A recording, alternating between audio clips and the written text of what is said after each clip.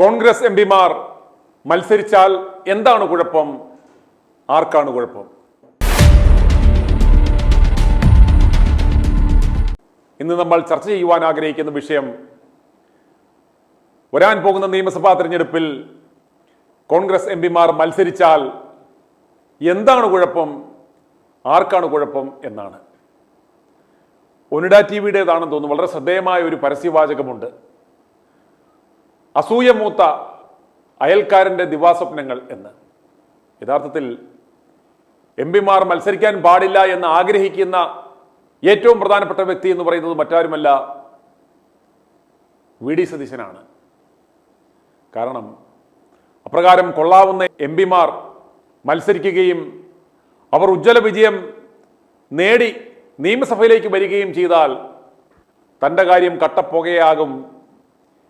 ഈ കഴിഞ്ഞ 25 കൊല്ലത്തിനിടയ്ക്ക് സാമാജികനായിട്ട് തേരാപ്പാര നടക്കുന്നതല്ലാതെ ഇതുവരെ ഒരു മന്ത്രി പോലും ആകാൻ അവസരം കിട്ടാത്ത ഈ നെട്ടൂർ കേക്കച്ചൻ ഇത്തവണ അരയും തലയും മുറുക്കി ഇറങ്ങിയിരിക്കുന്നതിൻ്റെ ഉദ്ദേശം എന്ന് പറയുന്നത് എങ്ങനെയെങ്കിലും ഇത്തവണ ആ മുഖ്യമന്ത്രി പദത്തിൽ എത്തുക എന്ന ലക്ഷ്യം വെച്ചാണ്. ഓർക്കണം, ഒരു മന്ത്രി പോലും ഇയാളെ ഇതുവരെ ആക്കാത്തതിൻ്റെ ഉദ്ദേശം എന്ന് പറയുന്നത് ഇയാൾ അത്തരത്തിലുള്ള ഒരു കുഴിപ്പുളവനായതുകൊണ്ടാണ് എന്ന യാഥാർത്ഥ്യം നമ്മൾ മനസ്സിലാക്കണം.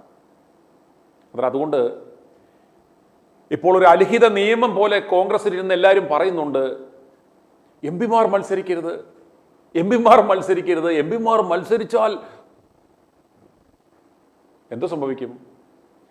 ഒരു പൊട്ടും സംഭവിക്കത്തില്ല എന്ന് മനസ്സിലാക്കുക. നമ്മളൊരു കാര്യം മനസ്സിലാക്കേണ്ടത്, ഒരു ജീവൻ മരണ പോരാട്ടത്തിനിറങ്ങുമ്പോൾ എങ്ങനെയുള്ള കളിക്കാരെയാണ് നമ്മൾ കളിക്കളത്തിലേക്ക് ഇറക്കുന്നത്?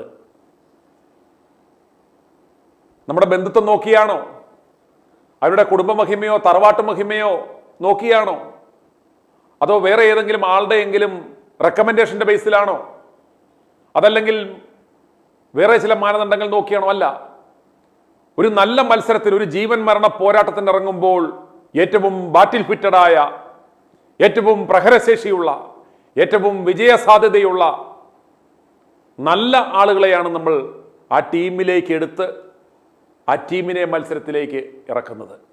അല്ലാതെ എൻ്റെ താറ് താങ്ങുന്നവരെയോ എനിക്ക് ചംചാഗിരി അടിക്കുന്നവരെയോ എൻ്റെ ബിനാമികളെയോ എനിക്ക് സ്തുതിപാട്ട് പാടുന്നവരെയോ ഒന്നുമല്ല മത്സരത്തിന്. അപ്രകാരം അങ്ങനെ വ്യക്തി താല്പര്യങ്ങളുടെ അടിസ്ഥാനത്തിൽ ഒരു മത്സരത്തിന് ഇറക്കിയാൽ ആ കളിക്കളത്തിൽ പരാജയപ്പെടുമെന്ന കാര്യത്തിൽ യാതൊരു സംശയവും വേണ്ട.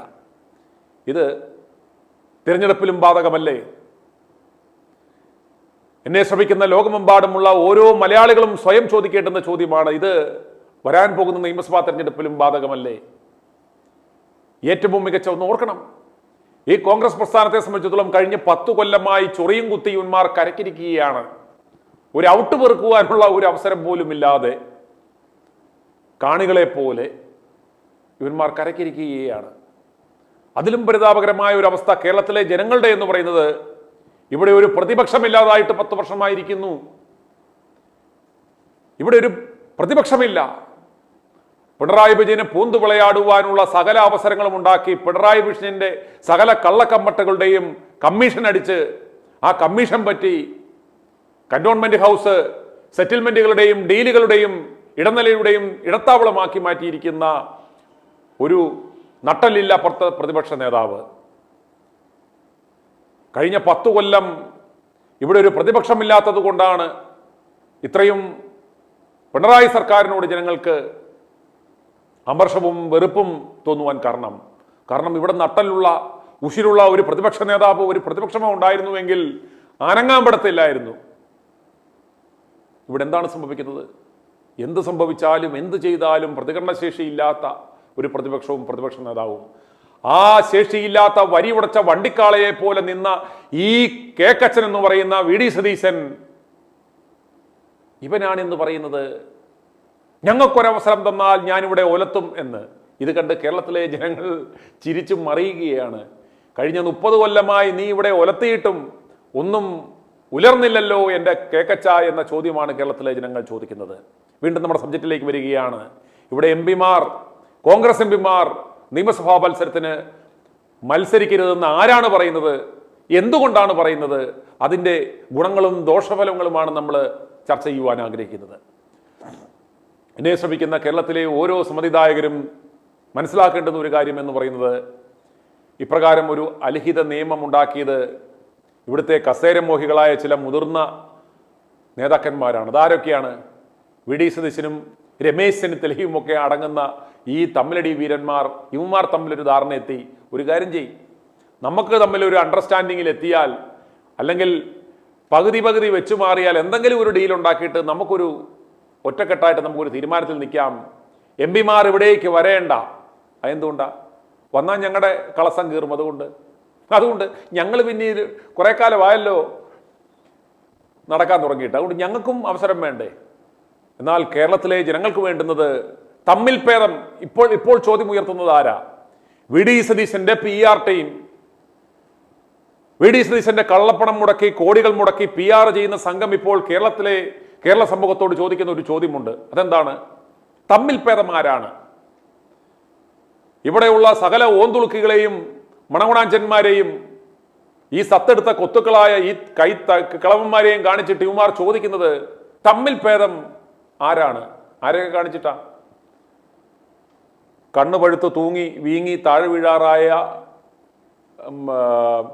ഉസ്മാൻ രമേശിനെ കാണിക്കുന്നു, അതുപോലെ MM ഹസനെ കാണിക്കുന്നു. ഇങ്ങനെയുള്ളവന്മാരെയൊക്കെ കാണിച്ചിട്ട് ചോദിക്കുന്നതാണ് തമ്മിഭേദം ആരാണ്?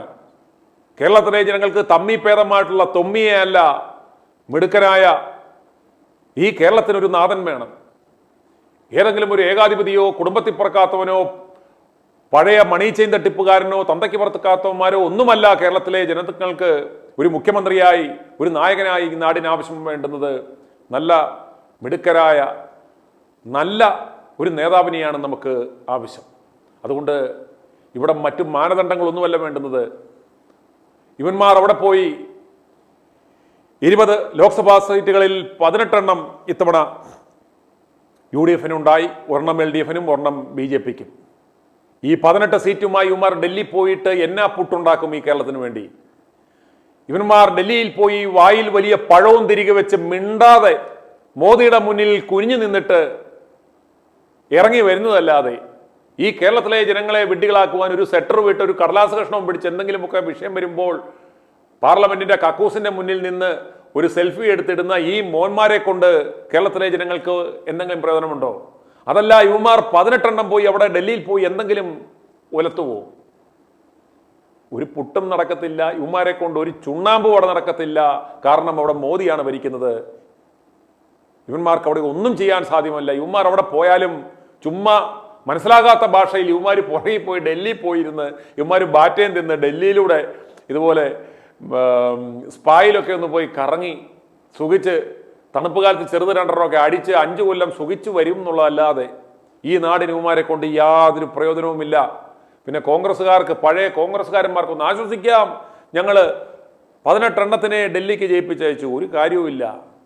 എന്നാൽ വരാൻ പോകുന്ന നിയമസഭാ തെരഞ്ഞെടുപ്പിൽ അതിലെ മിടുക്കന്മാരായിട്ടുള്ള വിജയസാധ്യതയുള്ള ആളുകൾ പരമാവധി സീറ്റ് ഉറപ്പിച്ച് ഈ 10 കൊല്ലമായിട്ട് ചൊറിയും കുത്തിയിരിക്കുന്ന ഇവന്മാർക്ക് ഭരണം പിടിക്കണമെങ്കിൽ അതിലെ മിടുക്കന്മാരെ, അത് ആരാന്ന് പറയുന്നില്ല, അതിലെ മിടുക്കന്മാരെ, ഫോർ എക്സാമ്പിൾ ശശി തരൂരെ നിയമസഭാ മണ്ഡലത്തിൽ എവിടെയെങ്കിലും നിർമ്മിച്ച ജയിക്കില്ലേ?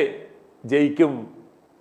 ആരെയും മുഖ്യമന്ത്രിയായിട്ടൊന്നും അഡ്വാൻസ് ആയിട്ട് പ്രഖ്യാപിക്കണമെന്നും പറയത്തില്ല. അത് കോൺഗ്രസിനെ കൊണ്ട് നടക്കത്തില്ല, ചരിത്രത്തിൽ ഉണ്ടായിട്ടില്ല. അതുകൊണ്ട് ഇനി നടക്കാനും പോകുന്നില്ല. അതുകൊണ്ട് ശശി തരൂരെ, അതുപോലെ Shafi Parambil, K Sudhakaran, UDF convener Adoor Prakash, അതുപോലെ കോഴിക്കോട്ടെ MK രാഘവൻ, ഇതേപോലൊക്കെയുള്ള 100ക്ക് 110% വിജയിക്കുമെന്നുറപ്പുള്ള ഈ മിടുമിടുക്കരെ കൂടെ ഈ നിയമസഭാ തിരഞ്ഞെടുപ്പിൽ മത്സരിക്കാൻ അനുവദിക്കുകയും ഇങ്ങനെയുള്ളവരോടൊക്കെ മന്ത്രിപദങ്ങളിലേക്കും ഒക്കെ വന്നു കഴിയുമ്പോൾ ആ മന്ത്രിസഭ സ്ട്രോങ് ആവും. ഇതില്ലെങ്കിൽ ഇപ്പോൾ പിണറായി സർക്കാർ എന്ന് പറയുന്ന ഗുണവും മണവും ഇല്ലാത്ത കുറെ കൊഞ്ഞാണന്മാര്, കുറെ ഇപ്പോൾ പോലും ആർക്കെങ്കിലും ഒരു പേര് ഇതിനകത്തെ പന്നകളുടെ പേര് പറയാൻ പറ്റും? ഇല്ല. ഇതുപോലുള്ള കുറെ അലവലാതി കൂട്ടങ്ങളെ വെച്ചിട്ട് ഏതെങ്കിലും ഒരു തീവട്ടി അവന്റെ അഡ്രസ്സിൽ മാത്രം പിണറായി വിജയൻ സർക്കാർ ബാക്കി ഇവന്മാർക്കൊന്നും അഡ്രസ്സും ഇല്ലാത്ത അവസ്ഥ വരരുത്. നല്ല ഇടിച്ചിടിച്ച് നിൽക്കുന്ന മിടുക്കരായിട്ടുള്ള ഓരോ വിഭാഗങ്ങളിലും, ഓരോ ഡിപ്പാർട്ട്മെന്റുകളിലും, ഓരോ വകുപ്പുകളിലും ഒന്നിനൊന്ന് മെച്ചമായ നല്ല മിടുക്കന്മാരായിട്ടുള്ള കാര്യപ്രാപ്തിയുള്ള നേതാക്കന്മാർ മന്ത്രിമാരായിട്ട് വന്നില്ലെങ്കിൽ ഈ പിണറായി വിജയന്റെ പരിച്ഛേദമായിരിക്കും അടുത്തത് വരാൻ പോകുന്നത്. അങ്ങനെ ഒരു ലെവിയാത്താൻ, ഒരു ഏകാധിപതി ഇവിടെ ഉണ്ടാകാൻ പാടില്ല. ഒരു ക്യാബിനറ്റ് എന്ന് പറയുന്നത് പവർഫുൾ ആയിട്ടുള്ള ഗ്രൂപ്പ് ഓഫ് മിനിസ്റ്റേഴ്സ് ആയിരിക്കണം. അങ്ങനെയുള്ള കഴിവുറ്റ ഒരു മന്ത്രിസഭ ഉണ്ടാകണമെങ്കിൽ കഴിവുള്ള നേതാക്കന്മാർ വരണം. അതിന് ഈ പറയുന്നവന്മാരെ, ഇവന്റെ പെട്ടി ചുമക്കുന്നവനെയും ഇവന്റെ മറ്റേ താറ് താങ്ങുന്നവന്മാരെയും ഇവന്റെ സിൽബന്ദികളെയും ബിനാമികളെയും ഒന്നുമല്ല നിയമസഭാ സീറ്റ്. ഒന്ന് ഓർക്കുക, എറണാകുളത്ത് ഇവന്റെ പെട്ടി ചുമക്കാൻ നിൽക്കുന്ന ആ ഗുണ്ട ഷിയാസ്, ഇവന്റെ വെപ്പാട്ടി UDF പാഞ്ചാലി, പിന്നെ ഇവന്റെ പിടിച്ചുവെപ്പുകാരായ കുറെ സ്ത്രീകള്, ഇവരെയൊക്കെ നിർത്തി ജയിപ്പിച്ച് ഇവരെ കൊണ്ടൊരു ക്യാബിനറ്റ് ഒക്കെ ഉണ്ടാക്കി അതിന്റെ അധ്യക്ഷനായിട്ട് വാഴാമെന്ന് മോഹമടിച്ച് നിൽക്കുന്ന ഇവന്റെയൊക്കെ ആ സ്വപ്നം തകർക്കണം. അപ്രകാരം ഉണ്ടാകണമെങ്കിൽ നല്ല മിടുക്കന്മാരായിട്ടുള്ള MP-മാർ ഇവിടെ മത്സരിക്കണം. അങ്ങനെയുള്ള കഴിവുള്ള ആളുകൾ മത്സരിച്ചില്ലെങ്കിൽ കേരളത്തിലുള്ള ജനങ്ങളെ നിങ്ങൾ യാതൊരു കാരണവശാലും ഇവന്മാർക്ക് വോട്ട് കൊടുക്കരുത്. ആളും തരം ഉറഞ്ഞ് പരാജയപ്പെടുത്തുക. ഇപ്പോൾ ഇവന്മാർ പ്രതീക്ഷ വെച്ചിരിക്കുന്നത്, ഇപ്പോൾ ചിലർ പട്ടിയെ വളർത്തുന്ന ഒരുതരം ആളുകളുണ്ട്. എങ്ങനെയാ പട്ടിയെ വളർത്തുന്നത്? 2 തരത്തിൽ പട്ടികളെ വളർത്താം. നന്നായി നല്ല കൂടുണ്ടാക്കി അതിനിട്ട് അതിനു വേണ്ടുന്ന ആഹാരം സമയാസമയങ്ങളിൽ കൊടുത്ത് വളർത്താം. രണ്ടാമത്തെ രീതി എന്ന് പറയുന്നത്, അയൽവക്കക്കാരൻ്റെ വയറ്റിലുള്ള ആ ഭക്ഷണം നാളെ അമേദ്യമായി മാറുമ്പോൾ അത് കണ്ടുകൊണ്ട് പട്ടിയെ വളർത്തുന്നവന്മാർ, ആ പണിയാണ് ഇന്ന് UDF ചെയ്യുന്നത്. അയൽവക്കത്തുള്ളവന്റെ വയറ്റിലെ അമേദ്യം കണ്ടുകൊണ്ട് പട്ടിയെ വളർത്തുന്നവന്റെ പണിയാണ് ഇന്ന് UDF ചെയ്യുന്നത്. പിണറായി വിജയൻ എന്ന് പറയുന്ന ആ ഏകാധിപതിയുടെ വെറുപ്പിക്കൽ ഇൻവെസ്റ്റ്മെന്റ് ആക്കി, ആ പിണറായിയോടുള്ള വെറുപ്പ് ഇൻവെസ്റ്റ്മെന്റ് ആക്കി, അത് തങ്ങൾക്ക് ഇത്തവണ ഫലം ചെയ്യും, ഗുണം ചെയ്യും. ഏത് കുറ്റിച്ചൂലും ഏത് തെമ്മാടിയും ഏത് ചെരുപ്പ് കുത്തി നിന്നാലും ഇത്തവണ ജയിക്കും. അത് UDF ബാനറിലാണെങ്കിൽ ജയിക്കുമെന്ന് പ്രതീക്ഷിക്കുന്ന ഈ മൂഢസ്വർഗത്തിലുള്ള ഈ ചുണ്ണിത്താന്മാരുള്ള ഈ പാർട്ടിയിൽ കേരളത്തിലുള്ള ജനങ്ങളെ നിങ്ങളെ അണ്ടർ എസ്റ്റിമേറ്റ് ചെയ്യാൻ ഇവന്മാരെ അനുവദിക്കരുത്. ആ പിണറായി വിജയന്റെ പിണറായിയുടെ വെറുപ്പിക്കലിൽ പ്രതീക്ഷ അർപ്പിച്ച് മുന്നോട്ട് പോകുന്ന ഇവന്മാരുടെ നട്ടലിനടി കൊടുക്കണമെങ്കിൽ നിങ്ങൾ സ്ഥാനാർത്ഥികളെ നോക്കി വോട്ട് ചെയ്യണം. കൃത്യമായി ജനങ്ങൾ പ്രതികരിക്കണം. അവൻ MP ആയിക്കോട്ടെ എന്ന്, കാരണം അവന്മാർ പോയിക്കൊണ്ട് കേന്ദ്രത്തിൽ പോയി ഇരുന്നുകൊണ്ട് യാതൊരു കാരണവുമില്ല. ഇപ്പോൾ ഒരു ഉപതെരഞ്ഞെടുപ്പുണ്ടായി, ഒരു 5 MP-മാർ അല്ലെങ്കിൽ 6 MP-മാർ മത്സരിച്ചു എന്ന് ഉദ്ദേശിക്കുക. ഈ 18 സീറ്റിൽ ഒരു 6 എണ്ണം ഉപതെരഞ്ഞെടുപ്പിൽ ഈ 6ഉം പരാജയപ്പെട്ടു എന്ന് തന്നെ വെക്കുക. എന്ത് സംഭവിക്കും? ഒരു പുട്ടും സംഭവിക്കത്തില്ല. ഡൽഹിയിൽ ചെന്ന് എന്തെങ്കിലും സംഭവിക്കും? ഇവന്മാർ അവിടെ പോയിട്ട് വല്ല കാര്യമുണ്ടോ? ഒന്നും സംഭവിക്കത്തില്ല. കൃത്യമായ ഭൂരിപക്ഷമുള്ള മോദി സർക്കാരിന് ഇവന്മാർ ഉണ്ടെങ്കിൽ എന്താ, ഇല്ലെങ്കിൽ എന്താ, ഈ 18 എണ്ണം പോയാലും അവിടെ ഒന്നും സംഭവിക്കാനില്ല. അവിടെ ഒന്നും സംഭവിക്കില്ല. കാരണം ഇവന്മാരെ കൊണ്ട് യാതൊന്നും അവിടെ പോയിട്ടും കാര്യമില്ല. ശശി തരൂർ പോലും പോയിട്ടും മിണ്ടാതിരുന്നിട്ട് പോരുക എന്നുള്ളതല്ലാതെ യാതൊരു കാര്യവുമില്ല. പിന്നെ ഇവന്മാർ ഈ കണങ്ങൾ പോയിട്ട് വല്ല കാര്യമുണ്ടോ? എന്നാൽ നിയമസഭാ തെരഞ്ഞെടുപ്പിൽ അതിൽ മിടുക്കന്മാരായിട്ടുള്ള ഈ 18 എണ്ണത്തിൽ ഒരു 5ഓ 6ഓ അല്ലെങ്കിൽ 4ഓ 5ഓ കൊള്ളാവുന്നവരെ നിയമസഭാ തെരഞ്ഞെടുപ്പിൽ നിർത്തിയാൽ ആ ക്യാബിനറ്റ് ശക്തമാകും. ഇവന്മാരുടെ ബിനാമികളും വെപ്പാട്ടികളും ഒന്നും ആ പദവിയിൽ വരാതിരിക്കണമെങ്കിൽ ഈ കോൺഗ്രസിലുള്ള MP-മാരെ മിടുക്കന്മാരായിട്ടുള്ള കെ സുധാകരനെ പോലെയുള്ള, ശശി തരൂരിനെ പോലെയുള്ള, ഷാഫി പറമ്പലിനെ പോലെയുള്ള, MK രാഘവനെ പോലെയുള്ള നേതാക്കന്മാരെ മത്സരിപ്പിക്കാൻ അനുവദിച്ചാൽ അവർ നിൽക്കുന്ന സീറ്റ് 100% വിജയിക്കും. ഇനി മറ്റൊരു കാര്യം കൂടെ നോക്കാം. അപ്രകാരം വിജയിച്ചാൽ കേരളത്തിലുള്ള ആ വിന്നബിലിറ്റി, ആ പോസിബിലിറ്റി, ആ ജയിക്കുവാനുള്ള സാധ്യത എന്ന് പറയുന്നത് അത് 10 മടങ്ങായി വർദ്ധിക്കുകയാണ്. അപ്പോഴാണ് ഈ യുണൈറ്റഡ് ഡെമോക്രാറ്റിക് ഫ്രണ്ടിനകത്ത് തന്നെ ഒരു യൂണിറ്റി ഉണ്ട്. അത് ഒരു യുണൈറ്റഡ് ഫോമാണ്. ഈ മണ്ടൻ പറയുന്ന പോലെ ടീം UDF, ആ ടീം വേണ്ട, ആ UDF എന്ന് പറയുന്നത് ശക്തമാക്കണമെന്നുണ്ടെങ്കിൽ ഇപ്രകാരമുള്ള ആ UDF സംവിധാനത്തിലെ മിടുക്കന്മാരായുള്ള MP-മാരോട് ഇതിലേക്ക് വന്നു കഴിഞ്ഞാൽ ക്യാബിനറ്റ് സ്ട്രോങ് ആകും. നല്ല മത്സരം കാഴ്ചവെക്കാൻ പറ്റും. അത് വിജയ ശതമാനത്തെ പോലും ബാധിക്കും. ഈ സാധ്യതയുള്ള സ്ഥലത്ത് ഇവന്മാരുടെ ഏതെങ്കിലും ഇതുപോലുള്ള താറതാങ്ങികളെ പിടിച്ചിട്ട് തോറ്റുപോയാൽ എന്ത് ചെയ്യും? അന്നേരം അതുകൊണ്ട് പരമാവധി മിന്നും വിജയം ജയിച്ചാൽ അതിന് രണ്ട് ഗുണങ്ങളുണ്ട്. ഒന്ന്, ക്യാബിനറ്റ് വളരെ സ്ട്രോങ് ആവും. ആ പോസിറ്റിവിറ്റി, ആ വിജയമുണ്ടാക്കുന്ന വൈബ് എന്ന് പറയുന്നത് വളരെ പ്രധാനമാണ്. നിയമസഭാ തെരഞ്ഞെടുപ്പിൽ കോൺഗ്രസ് തൂത്തുവാരി 115 സീറ്റിൽ പരം കരസ്ഥമാക്കി എന്നൊരു പോസിറ്റിവിറ്റി നിൽക്കുമ്പോൾ നിലവിലുള്ള എം പിമാർ ഒരു 5-6 പേർ നിയമസഭാ മത്സരത്തിൽ നിന്ന് ഒരു ഉപതെരഞ്ഞെടുപ്പോടെ വന്നാലും ഉറപ്പാണ് ആ ഉപതെരഞ്ഞെടുപ്പ് നടക്കുന്ന മണ്ഡലങ്ങളിലെല്ലാം കോൺഗ്രസ് തന്നെ വിജയിക്കും. അത് അത്യാവശ്യം കുഴപ്പമുള്ള ഒരു കാൻഡിഡേറ്റിനെ ഇട്ട് കൊടുത്താൽ അവർ വിജയിക്കും, ജനങ്ങൾ പൊറുക്കും. കാരണം ആ പോസിറ്റിവിറ്റി, ആ വിജയത്തിൻ്റെ ആനന്ദ ലഹരിയിലും ആ ഒരു പോസിറ്റീവ് വൈബിലുമായിരിക്കും മൊത്തം സൊസൈറ്റി. അത് റിഫ്ലക്റ്റ് ചെയ്യും. അത് ഇമ്മീഡിയറ്റ്ലി നടക്കാൻ പോകുന്ന തെരഞ്ഞെടുപ്പിൽ അത് റിഫ്ലക്റ്റ് ചെയ്യും. ഒരു ആന്റി ഇൻക്യുംബൻസി ഫാക്ടറിനുള്ള സമയമില്ല. കാരണം പിണറായിയുടെ ആ വെറുപ്പിക്കൽ 10 കൊല്ലം കഴിഞ്ഞു വരുന്ന ഒരു പുതിയ പ്രതീക്ഷയോടുകൂടി, ഒരു ബിഗ് ബാങ്ങോടുകൂടി ഒരു മന്ത്രിസഭ വരാൻ നിൽക്കുമ്പോൾ ആ പോസിറ്റിവിറ്റി ഉള്ളപ്പോൾ ഉപതെരഞ്ഞെടുപ്പ് വന്നാൽ അവരെല്ലാം ജയിക്കുമെന്ന കാര്യത്തിൽ യാതൊരു സംശയവും വേണ്ട. കാരണം 10 കൊല്ലത്തെ ആ ആന്റി ഇൻക്യുംബൻസി ഫാക്ടർ വെറുപ്പിക്കൽ നിൽക്കുകയാണ്. ആ വിജയപ്രതീക്ഷ നിൽക്കുകയാണ്. അന്നേരം അവരുടെ ഈ പ്രതിസന്ധി മനസ്സിലാക്കി അവരുടെ കൂട്ടത്തിലെ മിടുക്കരായ ഒരു 6 പേരെ നിയമസഭയിലേക്ക് പറഞ്ഞു വിട്ടു. അതുകൊണ്ട് ആ ഗ്യാപ്പ് ഫില്ല് ചെയ്യുക എന്നുള്ളത് ഞങ്ങളുടെ ഉത്തരവാദിത്തമാണെന്ന് മനസ്സിലാക്കി ജനങ്ങൾ ആ 6 പേരെയും വിജയിപ്പിക്കും. ഇപ്പോൾ വേറൊരു പോസിറ്റീവ് കൂടെ പറയാം. ഇപ്പോൾ ഈ നിയമസഭാ മത്സരത്തിൽ നിന്ന് അതിൽ കൊള്ളാവുന്നവർ പരാജയപ്പെട്ടിട്ടുണ്ടെങ്കിൽ അതിൽ ആരെങ്കിലും ചിലർക്ക് ഈ ഉപതെരഞ്ഞെടുപ്പ് വരാൻ പോകുന്ന സ്ഥലങ്ങളിൽ അവർക്ക് അവസരം കൊടുത്താൽ അവർക്ക് വിജയിച്ച് MP ആയി പോകാനുള്ള അവസരം ഉണ്ടാവും. എങ്ങനെ പോയാലും അത് കോൺഗ്രസിനെ സംബന്ധിച്ചിടത്തോളം നല്ലതേ വരൂ. അത് യാതൊരു കാരണവശാലും MP മത്സരിച്ചാൽ, ഞങ്ങളുടെ ഒരു പൊളിറ്റിക്കൽ അനാലിസിസ് എന്ന് പറയുന്നത് MP മത്സരിച്ചാൽ കോൺഗ്രസിന് അതുകൊണ്ട് നേട്ടമേ ഉണ്ടാവൂ, കോട്ടമുണ്ടാവില്ല. അത് കോൺഗ്രസിനും കേരള ജനതയ്ക്കും അത് നല്ലതേ വരത്തുള്ളൂ. അവരുടെ വിന്നബിലിറ്റി, വിജയസാധ്യത കൂട്ടും. വിജയിച്ചാൽ തന്നെ നല്ലൊരു ക്യാബിനറ്റ് ഉണ്ടാക്കാൻ, അവർക്ക് ഒരു മന്ത്രിസഭ ഉണ്ടാക്കാനായിട്ട് അവർക്കത് സാധിക്കും. അതുപോലെ തന്നെ ആ പുതിയ പോസിറ്റീവ് വൈബിൽ ഉപതെരഞ്ഞെടുപ്പ് ഉണ്ടായാൽ അതിലും വിജയിക്കാനുള്ള സാധ്യത ഉണ്ടാകും. അങ്ങനെ ഏതൊക്കെ ആസ്പെക്റ്റിൽ നോക്കിയാലും,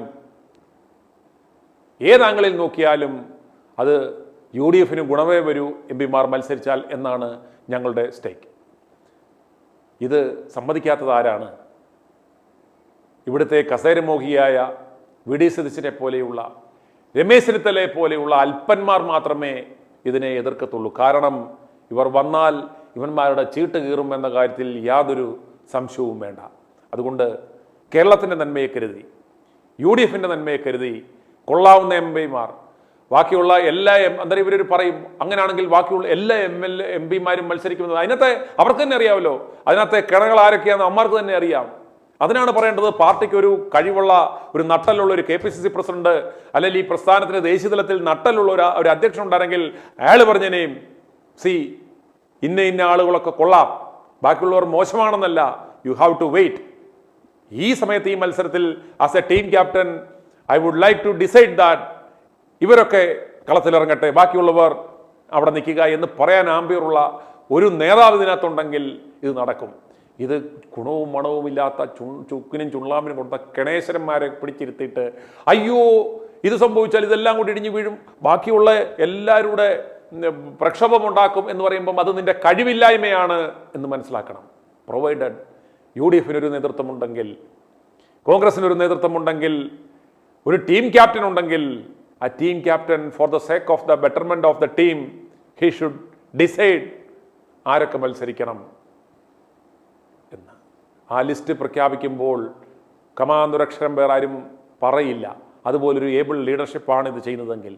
എന്നാൽ ലീഡർഷിപ്പ് വീക്കാണെങ്കിൽ ഈ ഏച്ചുകെട്ടണി, ഈ കുറുമുന്നണി, ഈ വലിച്ചു കെട്ടിപ്പോകുന്ന ഈ സംവിധാനത്തിൽ നിന്ന് എല്ലാവരും എല്ലാ സ്ഥലത്തു നിന്നും പിടിച്ച് അടിപടലം വലിച്ചിടാൻ നോക്കും.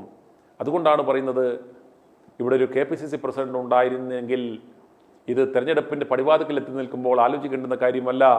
ഒരു നട്ടലുള്ള ഒരുത്തൻ KPCC പ്രസിഡന്റായിട്ട് ഉണ്ടായിരുന്നുവെങ്കിൽ ഈ പ്രതിസന്ധികൾ ഉണ്ടാകത്തില്ല.